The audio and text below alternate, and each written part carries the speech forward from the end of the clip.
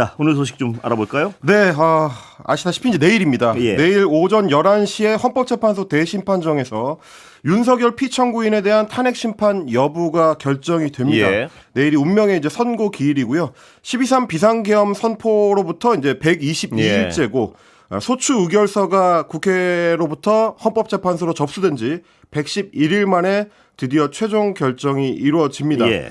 오늘 오전에 좀 관심을 모았던 거는 과연 뭐 그동안의 그 상례를 보면 예. 윤석열 피청구인이 재판에 이제 출석하기도 하고 안 하기도 했는데 내일은 중요한 날이니까 혹시 출석하지 않을까 예. 뭐 이런 어떤 궁금증들이 좀 있었는데 여기에 대해서 윤석열 피청구인의 변호인단 쪽에서 공지를 냈습니다. 예.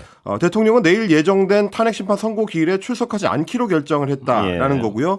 혼잡이 우려되는 상황에서 질서 유지와 대통령 경호 문제를 종합적으로 고려했다라고 부연을 했는데 물론 뭐 출석을 하더라도 어떤 방식의 결정이 나오든지 간에 모양새가 좀 쉽지는 않았을 것 같긴 합니다. 예. 지금 대통령 쪽에서 기대하는 것처럼 기각이나 뭐 각하 결정이 나오더라도 뭐 예. 그 자리에서 뭐 환호할 수는 없는 일이고 그리고 뭐 인용 가능성이 훨씬 높은 상황에서는 거기 괜히 출석을 했다가 네. 모양만 좀 이상해질 예. 수 있다. 뭐 이런 판단이 혹시 작용하지 않았을까? 예. 그렇게 좀 추측을 해봅니다.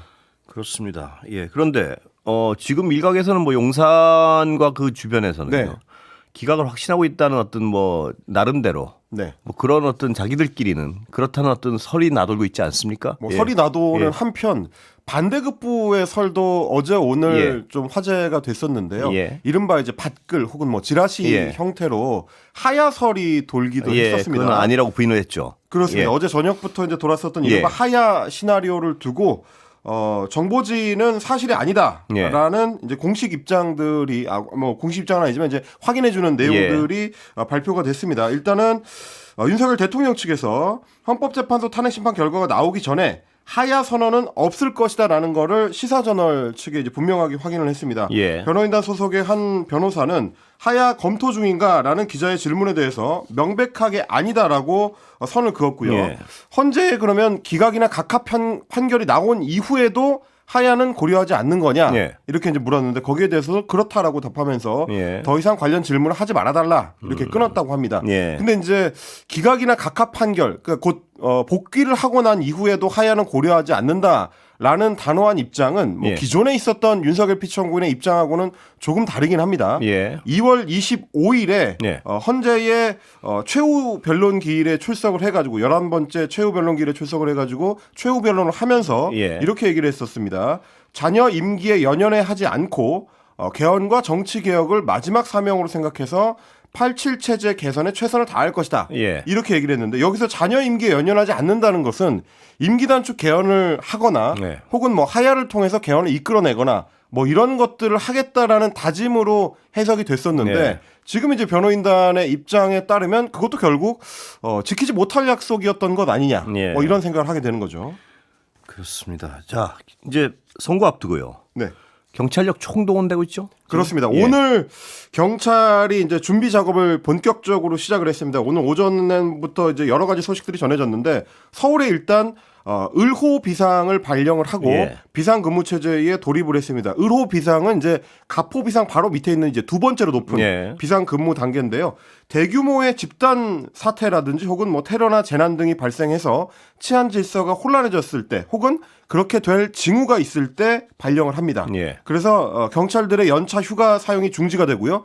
지휘관들이나 참모들은 지휘선상에 모두 위치를 해야 되는 예. 비상 경계 태세가 되겠습니다. 그래서 가용한 경력들 50%까지 총동원을 할 수 있는 동원을 할 수 있는 뭐 그런 상황이고 그리고 이제 지방 경찰청에는 그보다 한 단계 낮은 병호 비상을 발령을 했습니다. 이 경우에는 가용 경력 30% 이내에서 동원이 예. 가능한 상황이라서 내일 선고일을 앞두고 오늘 이제 일종의 예비 조치를 취했다라고 예. 보고 있는 건데 내일은 전국 경찰관서에 가포 비상을 발령할 네. 예정입니다. 가포 비상은 이제 최고 수준의 비상 경계 근무인데 이렇게 되면 연차 휴가 사용이 중지되는 것은 물론이고 예. 가용한 경력의 100%를 비상 근무에 동원할 수가 있습니다. 예. 그래서 지금 내일 선고 당일에 전국에서 기동대 337개 2만여 명을 투입을 해서 질서 유지를 할 예정이고 예. 서울에만 그중에서 210개 부대를 투입을 해가지고요.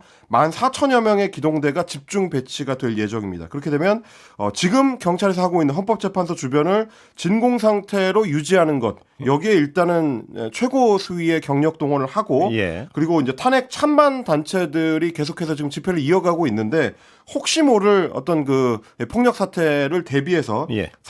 사전에 이제 차단선을 구축을 해가지고 충돌을 방지하겠다 이런 예정을 잡아놓고 있습니다. 뭐 물론 지난 2017년 3월에 있었던 박근혜 탄핵 심판 때에도 예. 그때도 선고 기일에는 경찰이 가포 비상을 발령을 하고 경계 근무를 섰음에도 불구하고 폭력 사태가 일어났습니다. 그래서 여러 명이 죽거나 다치는 사고가 있었고요. 그러다 보니까 이제 이번에 경력 동원을 준비를 하면서 경찰 쪽에서는 2017년의 사례를 참고를 해서 상당히 좀 밀도 높은 준비를 했다. 그래서 지난번에 실패했던 부분들을 좀 보완을 하고 예. 조금 더 단단하게 경계 근무를 좀 강화했다라는 입장을 보이고 있습니다. 예.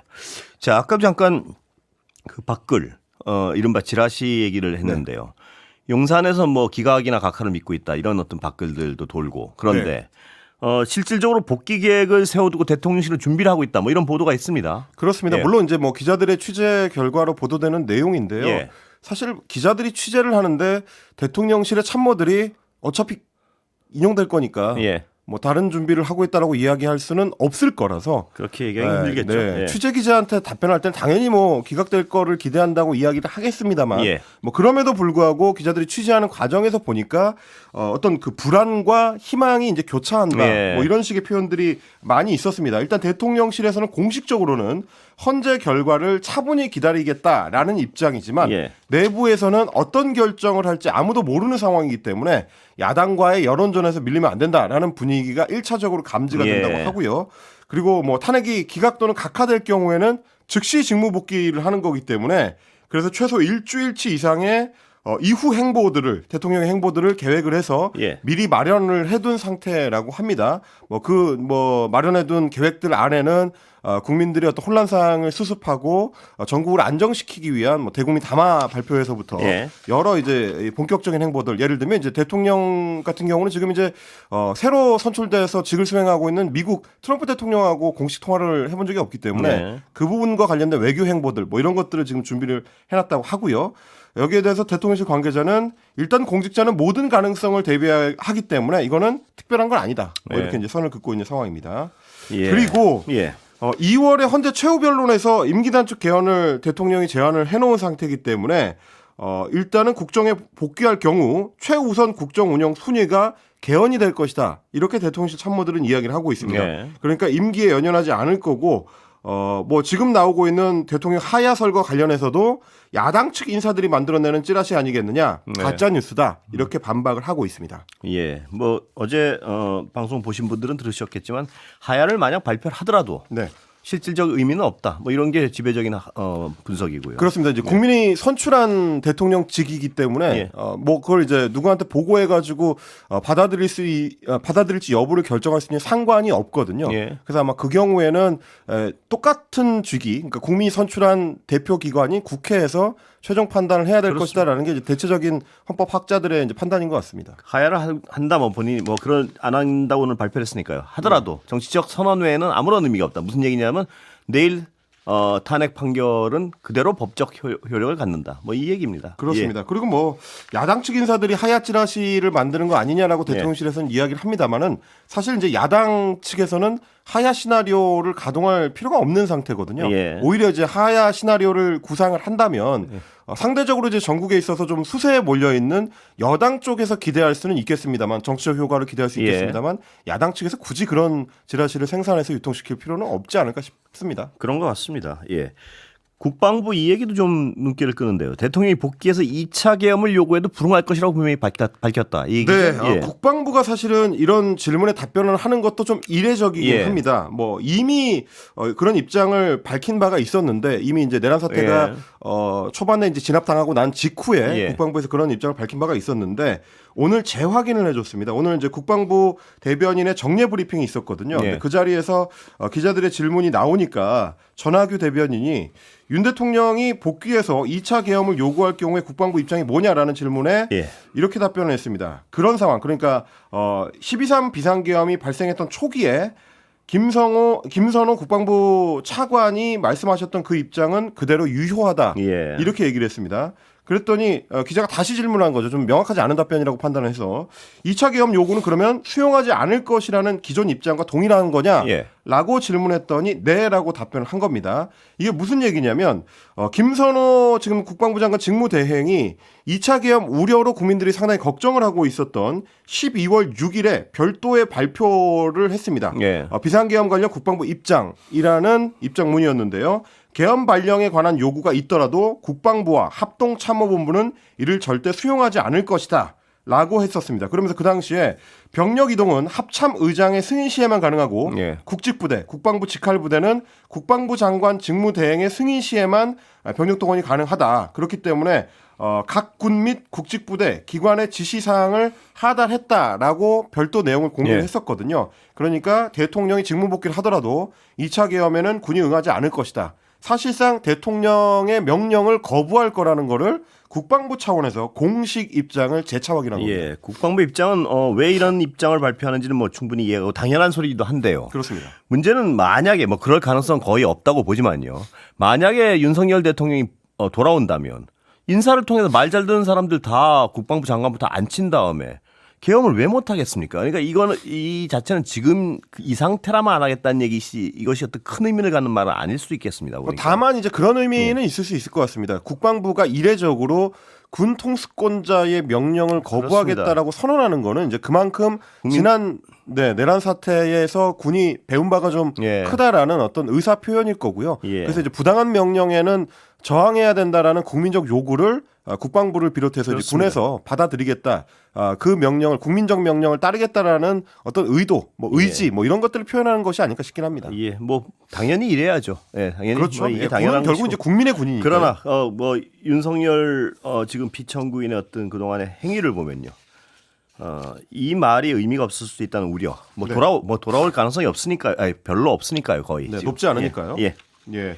어제 예. 있었던 재보궐선거 결과도 좀 예. 해드려야 될 것 같습니다. 어제 12.3 비상계엄 사태 이후에 처음 치러진 선거인데요. 예. 4.2 재보궐선거에서 야권이 약진하고 여당이 이제 참패하는 결과로 마무리가 됐습니다. 예. 기초자치단체장 5곳을 이제 재선거를 했는데 국민의힘이 당선된 곳이 1곳, 민주당 3곳, 조국혁신당 1곳으로 해서 원래는 5곳 중에 4곳이 여당이었던 게 예. 정반대로 뒤집혀서 1곳만 야당 자치단체장으로 남고 나머지는 구도가 역전이 된 그런 양상이 됐습니다. 일단 서울 구로구청장 같은 경우에는 국민의힘의 이제 전직 구청장이 백지 신탁을 거부하면서 구청장직을 던지는 황당한 예. 사고가 일어나는 바람에 국민의힘이 결국 후보를 내지 못했습니다. 그래서 민주당의 장인홍 후보가 56%를 득표해서 32%를 얻은 자유통일당의 이강산 후보를 압도하면서 당선을 확정지었고요. 충남 아산시장 선거에서는 민주당 오세훈 후보가 57.5%로 국민의힘 전만권 후보의 39.9% 득표율을 17%포인트 이상 예. 압도하면서 당선을 했고 지금 뭐 충남 아산시 같은 경우는 지난 지방선거 때는 국민의힘 후보가 승리했던 곳인데 예. 이번 보궐선거를 통해서 시장이 야당 소속으로 바뀌게 됐습니다. 경남 거제시장 같은 경우 상당히 이제 PK 민심의 바로미터다. 예. 이번 선거에서 가장 좀 주목을 많이 받았던 지역구 중에 한 곳입니다. 전통적인 여당의 텃밭이기도 했는데 이번 선거에서는 민주당 변광용 후보가 56%를 득표를 해서 국민의힘의 박환기 후보 38.1%를 얻은 것을 압도했습니다. 거의 네. 18%포인트 정도 압도적으로 이제 득표를 하면서 국민의힘 텃밭에서 민주당 후보가 승리하는 그러니까 PK 네. 민심도 내란 사태 이후에는 국민의힘이 상당히 좀 싸늘하다. 라고 이제 점쳐볼 수 있는 그런 결과가 나왔고요. 경북 김천시장 같은 경우는 원래 이제 TK 지역이다 예. 보니까 뭐 전통적으로 압도적으로 이제 국민의힘 후보가 예. 앞설 것이다라고 예측은 했습니다만 예상대로 배나코 국민의힘 후보가 51.86%를 득표해서 무소속 이창재 후보 26.98%, 민주당 황태성 후보 17.46%를 꺾고 예. 당선이 되긴 했습니다. 그러나 당초 예상했던 것보다는 득표율이 높지 않았고요. 예. 무소속 후보한테 상당히 좀 표가 쏠리는 양상이 나타났는데 그것도 역시 마찬가지로 보수 유권자층에서 국민의힘에 대한 실망 정서를 예. 무소속 후보한테 투표함으로써 이제 표출한 것 아니냐. 이렇게 좀 해석해 볼 수가 있을 것 같습니다. 여당으로서는 참패라는 표현이 가장 적절한 것 같은데요. 그렇습니다. 예. 담양군수 선거에서는 이제 정철원 조국혁신당 후보가 민주당 이재정 후보를 꺾는 예. 파란이 일어나서 조국혁신당이 창당 이후에 처음으로 네. 지방자치단체장을 이제 배출하게 됐고 부산시 교육감 선거도 관심을 모았는데 진보 성향의 김석준 후보가 51.1%로 과반을 넘겨서 당선을 했습니다. 보수 진영은 단일화에도 실패를 했지만 합산에도 과반이 안 되는 뭐 그런 결과를 받아들게 됐는데요. 정승윤 후보가 40.2%, 최윤홍 후보가 8.7%를 득표를 했습니다. 결과적으로 보면 이제 PK 지역에서 거제시와 부산광역시에서 둘 다 야권 내지는 이제 진보 쪽에서 약진하는 결과가 나왔고요. 기존에 이제 강세를 보였던 여권 입장에서는 내란 이후에 민심이 상당히 싸늘하다. 이 점을 좀 확인하는 선거가 됐다라고 볼 수 있겠습니다. 시간은 다 됐는데 여당은 그렇게 받아들이지 않는 것 같습니다. 오늘 공식 발표를 보면. 네, 뭐 이제 국민의힘의 이제 신동욱 수석 대변인 같은 경우는 참패라는 표현, 뭐 혹은 패배라는 표현 적절하지 않다라고 이야기를 하면서 민주당이 이제 호남 지역에서 패배한 쪽에 초점을 맞춰야 된다라고 주장을 했는데 그럼에도 불구하고 이제 당 내에서는 나경원 의원이나 전한길 한국사 강사 같은 이들을 선두에 세워서 선거에 임했던 것이 결국 마이너스가 된 것 아니냐 이런 지적들이 쏟아져 나오고 있습니다. 그만큼 이제 강경 보수 일변도의 지금의 여권 드라이브가 과연 조기 대선에 뭐 먹힐 것이냐 이 부분에 대해서는 이제 당 내에서도 의문부호가 찍히고 있는 셈입니다. 여당 내에서도 이 결과에 대해서 좀 진중한 분석을 했으면 좋겠습니다. 무슨 의미인지. 여기까지 듣겠습니다. 임경빈 작가 고생했습니다. 고맙습니다.